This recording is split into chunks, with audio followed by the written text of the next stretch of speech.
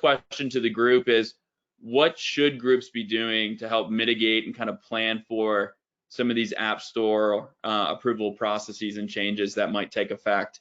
Would love to kick that or start off with that to kick things off here.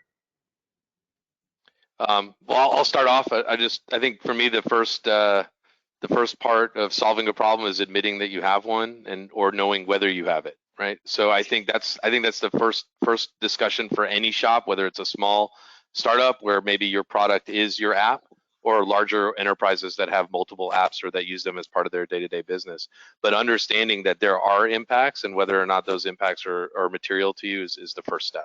So knowing that these things can impact and can affect your application development cycle and your release cycle is the first step. And then from there, you can start to mitigate and understand, maybe you have a user base that doesn't upgrade as frequently, or maybe the types of apps that you're using are not going to be impacted by major changes or even by the minor changes that come through the release cycle. But at least having a conversation about that within your design and release schedules is probably the first step.